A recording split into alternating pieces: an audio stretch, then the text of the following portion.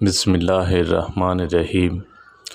حضرت عبداللہ بن عمر رضی اللہ تعالیٰ عنہما سے روایت ہے، رسول اللہ صلی اللہ علیہ وسلم نے فرمایا، مزدور کو اس کا پسینہ خشک ہونے سے پہلے مزدوری دے دو۔ نبی کریم صلی اللہ علیہ وسلم نے فرمایا ہے، مسلمان کا بھائی ہے، نہ اس پر ظلم کرتا ہے، نہ اس کی تحقیر و تذلیل کرتا ہے۔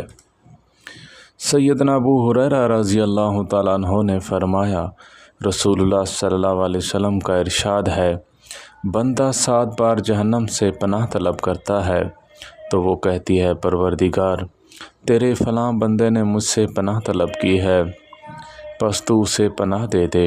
اور جو شخص اللہ تعالیٰ سے 7 مرتبہ جنت کا سوال کرتا ہے تو جنت کہتی ہے، پروردگار، تیرے فلاں بندے نے میرے متعلق سوال کیا، پس تو اسے میرے میں داخل فرما۔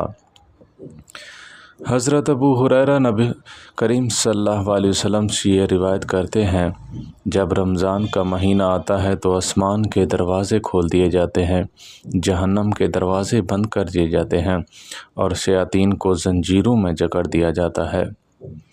حضرت سہل بن سعد رضی اللہ تعالیٰ عنہ کہتے ہیں کہ نبی کریم صلی اللہ علیہ وسلم نے فرمایا، جنت میں ایک دروازہ ہے جسے ریان کہا جاتا ہے، قیامت کے دن پکارا جائے گا اور کہا جائے گا، روزے دار کہاں ہیں؟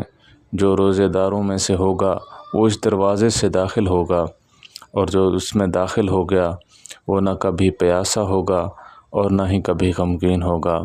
اللہ تعالی ہم سب کو باب ریان سے داخل ہونے کی توفیق عطا فرمائے۔ وآخر دعوانا ان الحمد للہ رب العالمین۔